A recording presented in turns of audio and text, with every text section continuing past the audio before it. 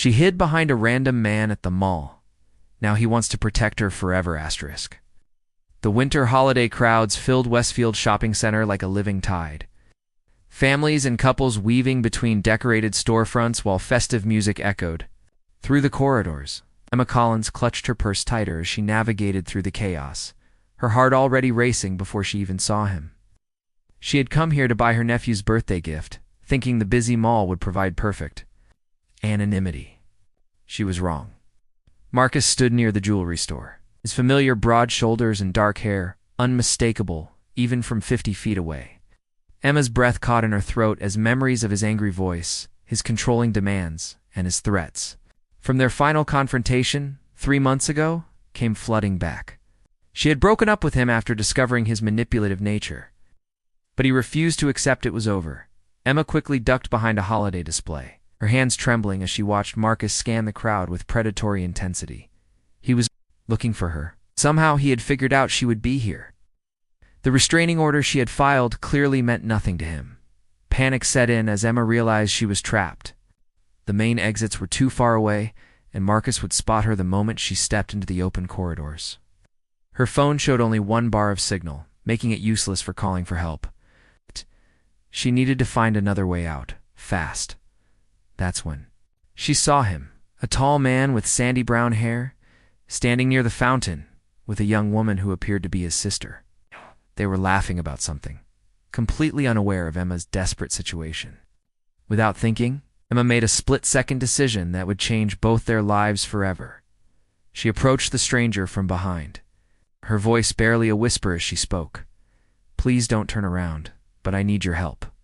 There's someone here who's been stalking me, and I'm scared."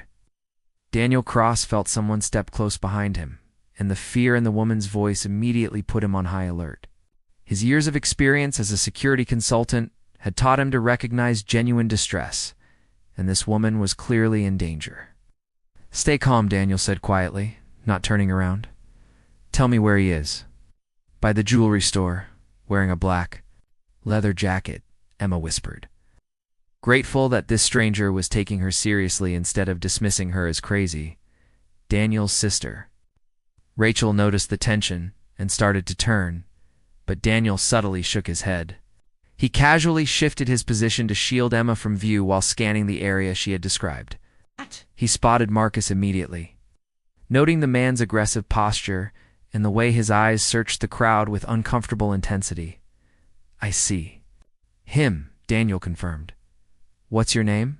"Emma," she replied, her voice still shaking. "I'm Daniel." "Emma, I'm going to help you get out of here safely. Do you have a car?" Yes. "In the north parking garage, level 2. Oh. Daniel quickly assessed their options. The north garage was on the opposite side of the mall from where Marcus was positioned, but they would need to move carefully to avoid being spotted. He had handled similar situations before in his professional work, though never in such a personal setting. "My sister Rachel and I are going to walk with you toward the north exit," Daniel explained quietly. "We'll keep you between us, and if he approaches, I'll handle it." "Are you ready?" Emma nodded, feeling safer than she had in months, just from this stranger's calm confidence.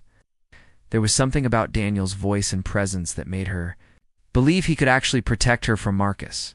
They began moving through the crowd, Daniel keeping Emma positioned between himself and Rachel while maintaining casual conversation to appear natural.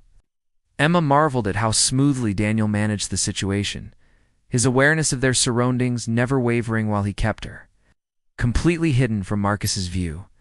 As they reached the corridor leading to the north exit, Emma dared to glance back and saw Marcus still searching near the jewelry store, growing more agitated by the minute.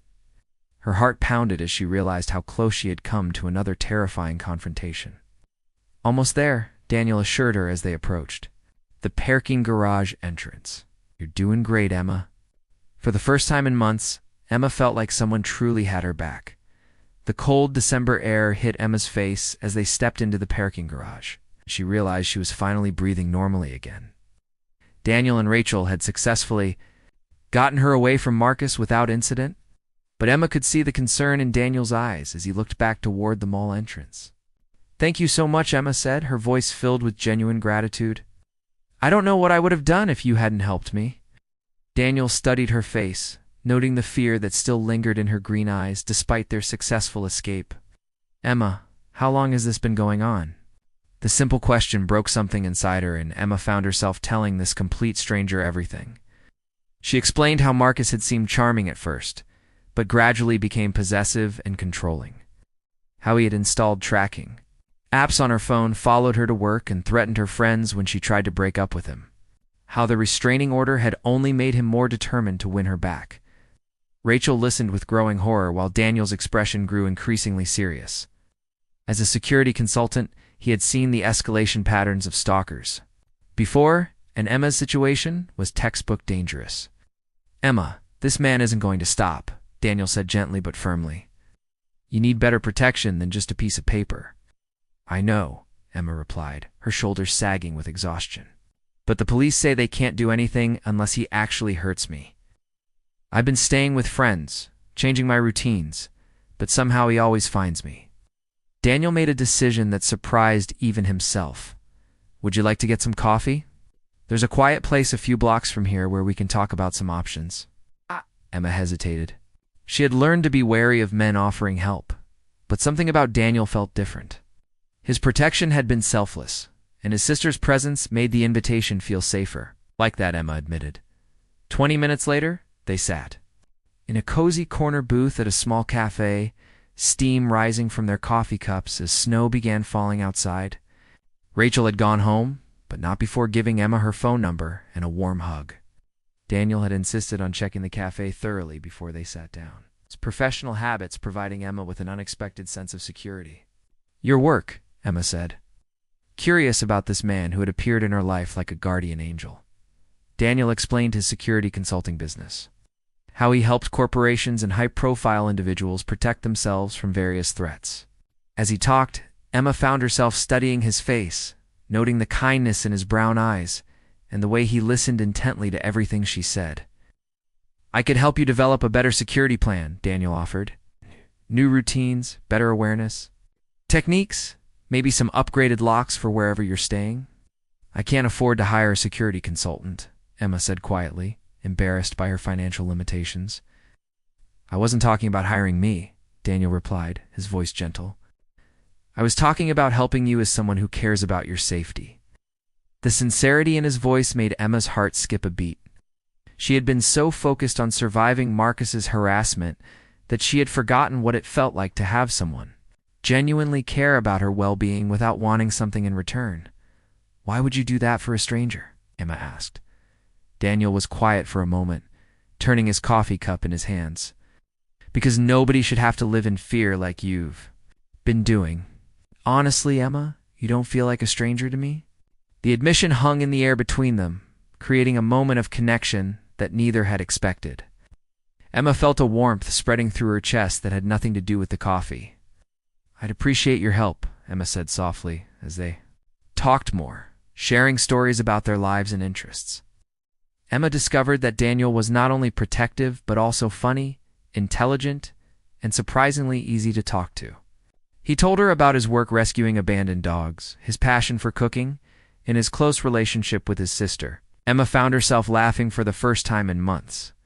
When Daniel walked her to her friend's apartment building later, that evening, he handed her a card with his personal number written on it.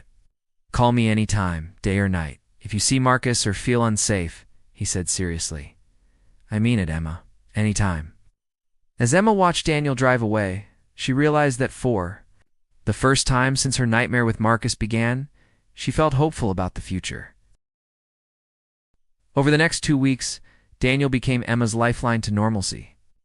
He taught her counter-surveillance techniques during their morning coffee meetings, helped her vary her routes to work, and even accompanied her to the police station when she needed to file additional reports about Marcus's continued harassment.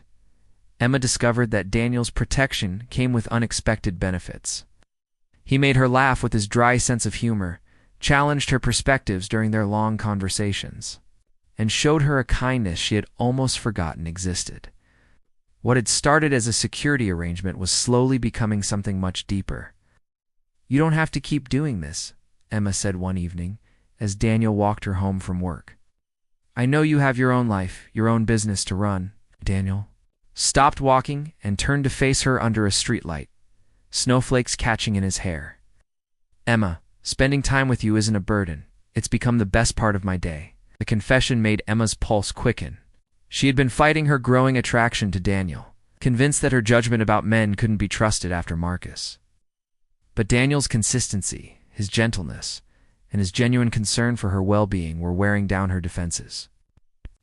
Feel the same way, Emma admitted quietly. That night, as they stood outside her friend's apartment building, Daniel reached out and gently brushed a snowflake from Emma's cheek. The simple touch sent electricity through both of them, and Emma found herself leaning into his warmth. Emma, Daniel said softly, his hand still cupping her face. I want you to know that whatever happens with this situation, whatever you need, for me, I'm here. What if what I need is more than just protection? Emma whispered, surprised by her own boldness. Daniel's answer was to lean down and kiss her gently, a kiss full of promise and tenderness that made Emma's knees weak. When they finally pulled apart, Emma felt like she was waking up from a long, dark dream. Their relationship deepened quickly after that. Daniel would pick Emma up for work in the mornings, and they would spend their lunch breaks together, talking about everything from their childhood dreams to their favorite books. Emma began staying at Daniel's apartment on weekends, finding peace in his strong arms and comfort in his steady presence. But their happiness was shadowed by Marcus's escalating behavior. He had begun showing up at Emma's workplace, leaving disturbing messages on her voicemail, and even following Daniel's car when he picked Emma up. The restraining order seemed meaningless as Marcus grew bolder and more desperate. He's getting worse, Daniel said one night as they lay in bed. Emma curled against his chest. I think he knows about us, and it's making him more dangerous.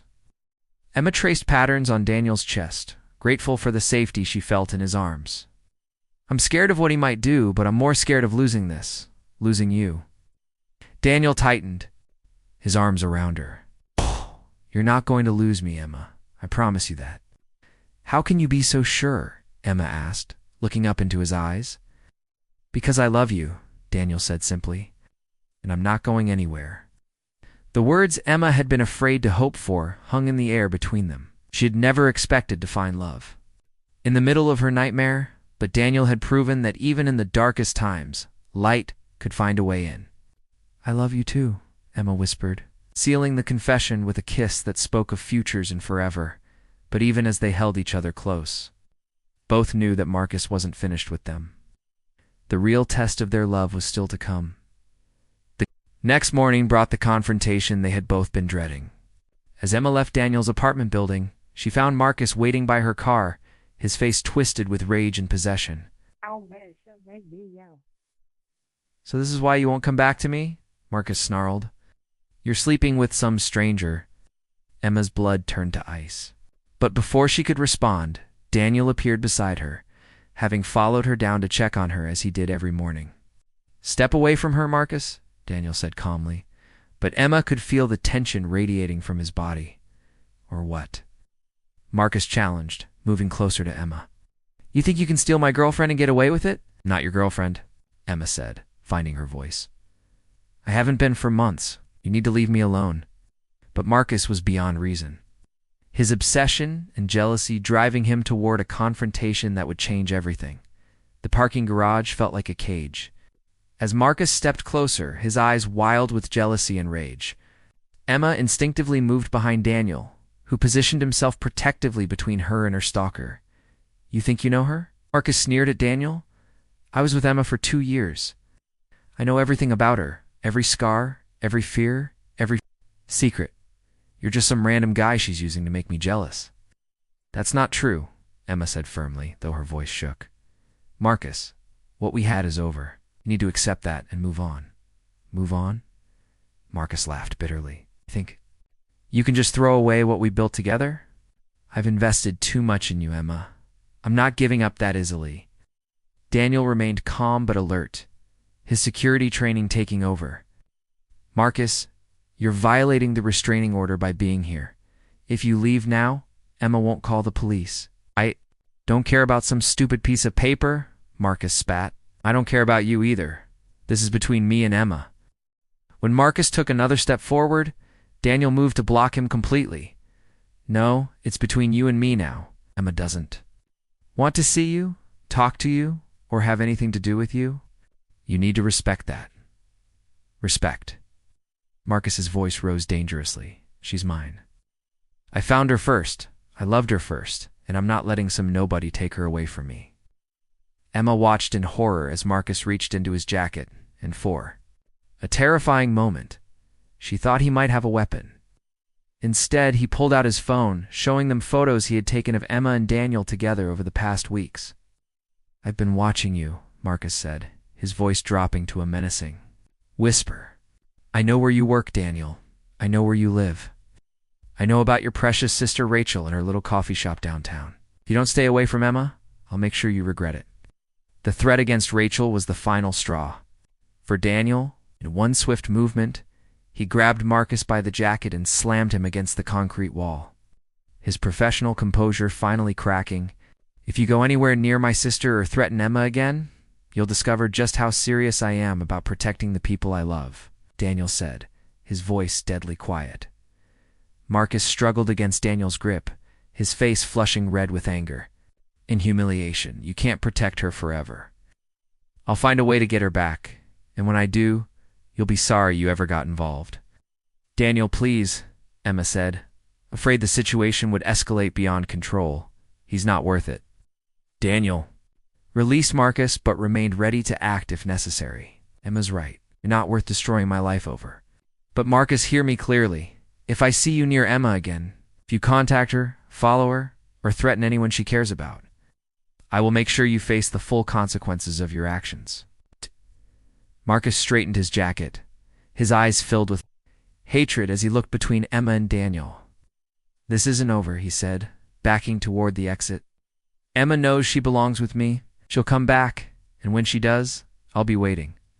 After Marcus left, Emma collapsed against Daniel, her whole body shaking with relief and residual fear. Daniel held her close, his own heart pounding from the confrontation. Are you okay? Daniel asked, stroking Emma's hair gently. Am now? Emma whispered against his chest. But Daniel, he threatened Rachel.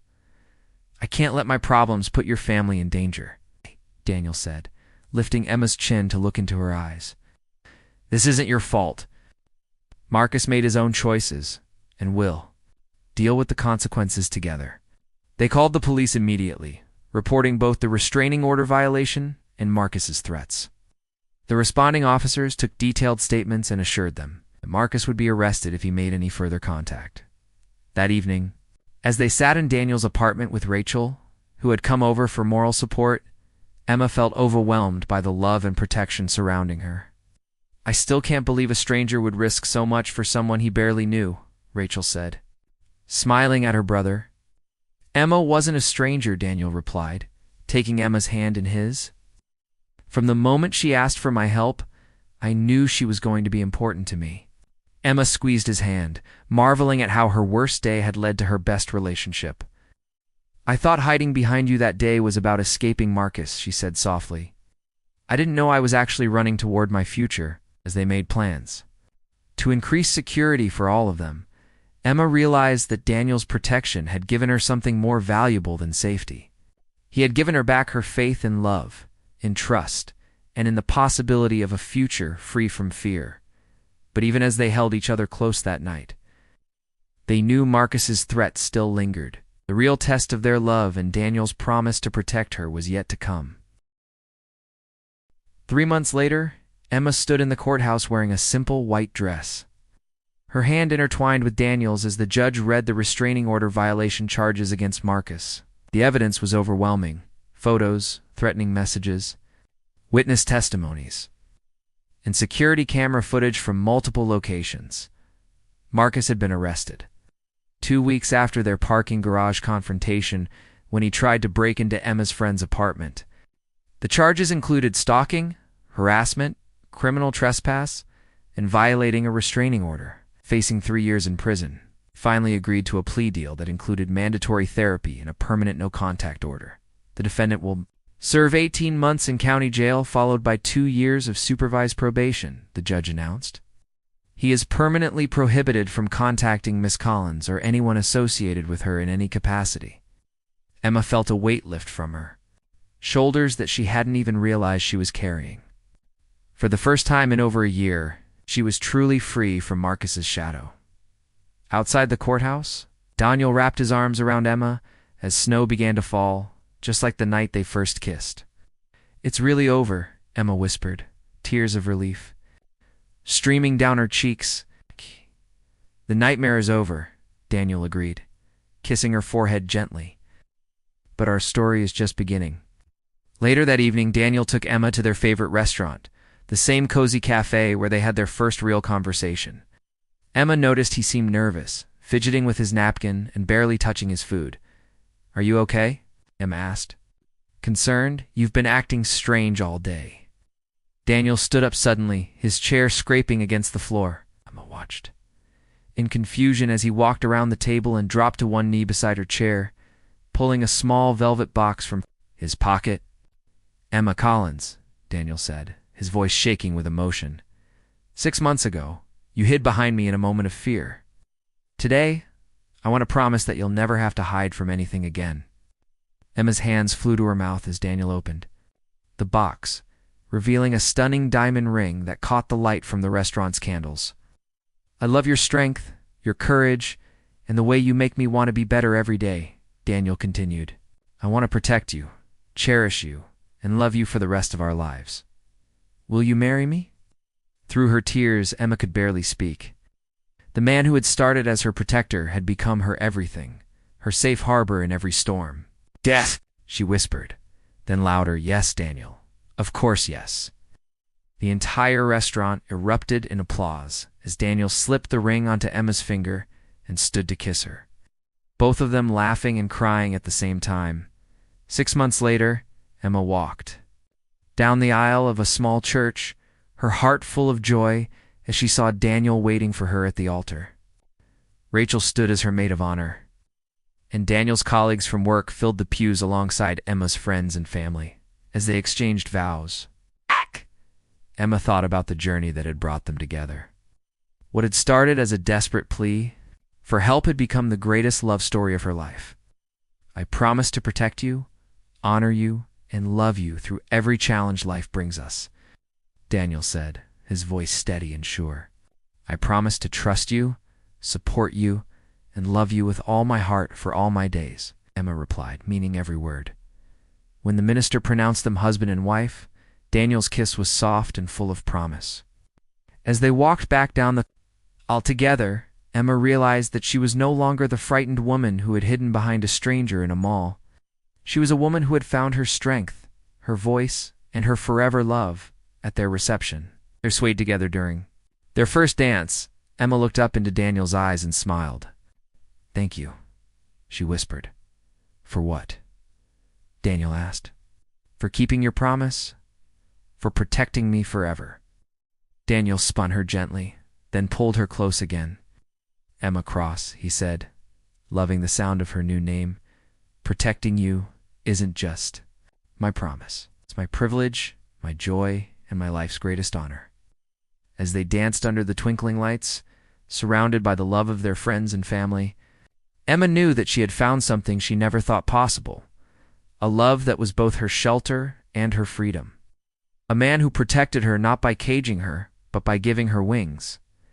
Their love story had begun with Emma hiding behind Daniel, but it would continue with them standing side by side, facing whatever the future held together.